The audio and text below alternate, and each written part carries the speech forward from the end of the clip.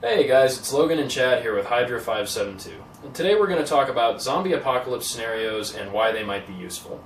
I feel like a lot of people look down on the whole zombie apocalypse thing and think that it's silly to talk about or to think about preparing for.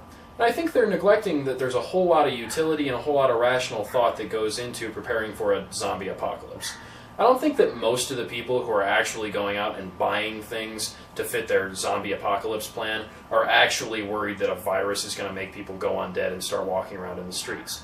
What it is a good metaphor for a large variety of shit hits the fan type scenarios.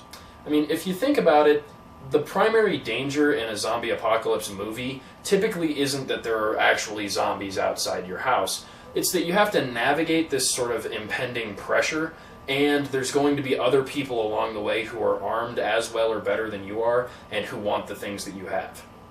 In fact, in a lot of zombie movies and TV shows, if you just keep your head down and move quick, the big hordes of zombies might not even notice you. I think this is a really good metaphor for how it might be if you were living in an urban area when things went to shit. I think there are going to be people who are outside and roaming around who are trying to get their scenario figured out, and they're not going to specifically be out looking to be violent.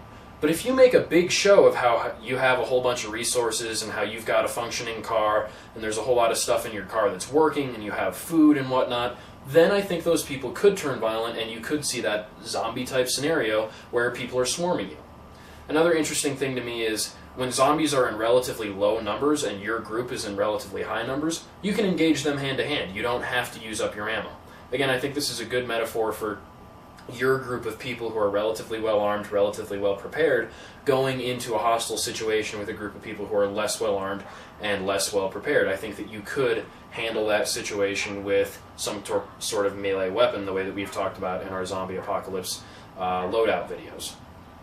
The primary problem is going to be, in both scenarios, both a generic shit hit the fan scenario and a zombie scenario, when you have this pressure of those large hordes of people, whether they be zombies or people, and you have to deal with other armed groups of people who want to do you harm. Can we talk for a minute about how, when you say zombie apocalypse, people just assume that the initial violence is going to be so bad and there's going to be so much, consistent pressure that they're just going to have to fucking leave. But if you talk about, like, shit hits the fan or, a disaster, people are just, I'll just hang out in my fucking house and, like, drink water, that'll be enough, I'll be okay. Like, a hurricane? They'll tell us a couple hours in advance, I'll probably just drive to the store and buy some food. We might be bogged down for a while, or... They don't even know what they need to buy. Yeah. They're just hoping to be able to go buy some things. Just go to the fucking, like, camp section, buy maybe some tents, food section, a couple bags of chips, just with the shopping cart, arm into the aisle, just scooping it all in as you fucking just ride the cart. Whereas if you talk zombie apocalypse, people automatically take that extra step in their head and they go, I might not be able to buy anything.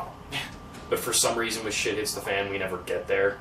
People just think like, if a hurricane, maybe the highway will just stay open. No, it'll be fine. That'll never happen to me.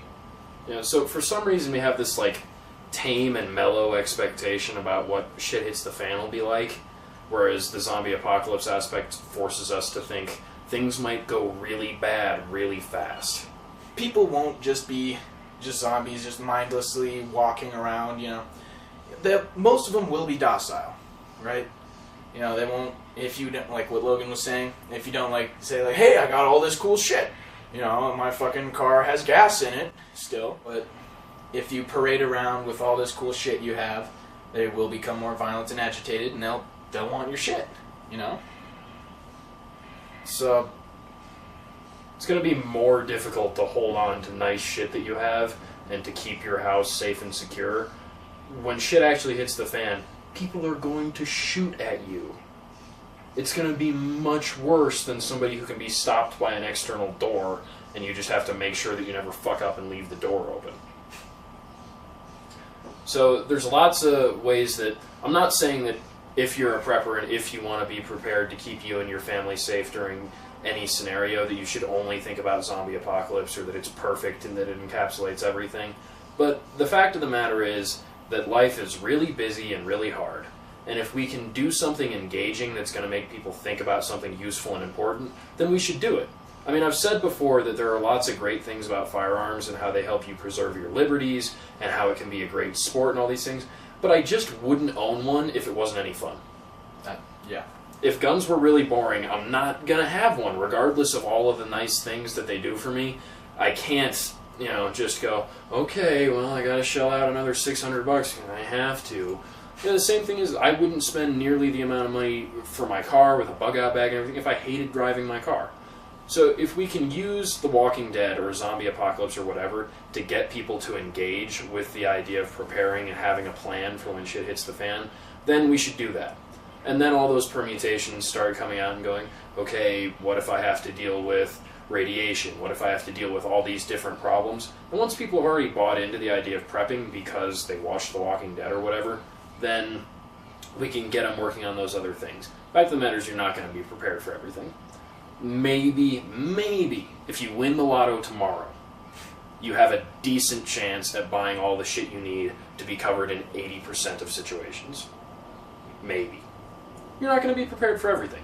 So prepare for what you can, and if part of the ways that you can do that involves having fun with something like a TV show about zombies, don't sweat it too much and don't let people make you feel like you're being an idiot or you're doing something that's impractical. Because we've discussed a couple of different ways that talking about a zombie apocalypse can make you think things about real shit hits the fan that might improve your preparations. If you can't really get into prepping, I guess, just think about zombie apocalypse. It'll give you a very good base on which to build from. Thanks for watching. Stay tuned for more of the same.